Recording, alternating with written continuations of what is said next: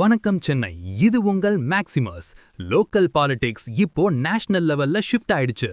தொகுதி பங்கீடு இழுபறிய தீக்க திமுகவோட தூதுவரா கனிமொழி இவர்கள் இன்னைக்கு டெல்லிக்கு பறந்து ராகுல் காந்தியை சந்திச்சிருக்காங்க. 1 மணி நேரத்துக்கு மேல நடந்த இந்த க்ளோஸ்டு டோர் மீட்டிங்ல என்ன நடந்துச்சு? காங்கிரசுக்கு 36 தொகுதிகள் கிடைக்குமா? இதோ அந்த அதிரடி ரிப்போர்ட். டெல்லியில் உள்ள ராகுல் காந்தியின் இல்லத்தில் இன்று மதியம் இந்த ரகசிய சந்திப்பு நடைபெற்றது. காங்கிரஸ் தரப்பில் முதலில் 40 தொகுதிகள் கேட்கப்பட்ட நிலையில் திமுக தலைமை 27 முதல் 30 வரை மட்டுமே கொடுக்க தயாராக இருந்தது. இந்த இழுபறியை தீர்க்கமே கனிமொழி அவர்கள் நேரடியாக களமிறக்கப்பட்டுள்ளார். ராகுலிடம் முதல்வர் ஸ்டாலினின் ஸ்பெஷல் மெசேஜை அவர் கடத்தியதாக தகவல். ராகுலுடனான அந்த 1 மணி நேர ஆலோசனையில் காங்கிரஸ் தரப்பு தற்போது 36 தொகுதிகள் என்ற டிமாண்டில் பிடிவாதமாக இருப்பதாக கூறப்படுகிறது. தேசிய அளவில் இந்தியா கூட்டணி வலுவாக இருக்க வேண்டுமென்றால் தமிழகத்தில் காங்கிரசிற்கு கௌரவமான இடங்கள் தேவை என்று ராகுல் காந்தி தரப்பு கராராக பேசியுள்ளதாம்.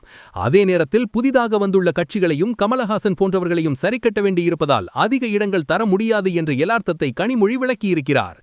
இறுதியாக பவர் ஷேரிங், அதாவது ஆட்சியில் பங்கு என்ற பேச்சை இப்போதைக்கு தள்ளி வைத்துவிட்டு தொகுதிகளின் எண்ணிக்கையை 32 முதல் 35க்குள் முடிக்க ஒரு சமரச திட்டம் உருவாகியுள்ளதாக அறிவாலய வட்டாரங்கள் தெரிவிக்கின்றன.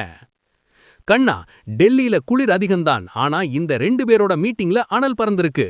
காங்கிரஸ் 36 கேக்குது, திமுக 30ல நிக்குது. 2க்கும் நடுவுல ஒரு மேஜிக் நம்பர்ல டீல் முடிய போகுது.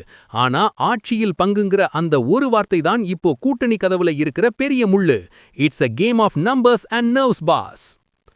காங்கிரசுக்கு 36 தொகுதிகள் கொடுக்கணுமா, இல்ல கடந்த முறையை விட குறைச்சு கொடுக்கணுமா? உங்க கமெண்ட் என்ன?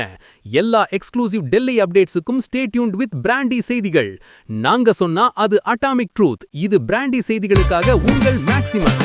இனிமேதான் ஆட்டம் உச்சக்கட்டமா இருக்க போகுது. ஒரு விசில் போடுங்க பாஸ்.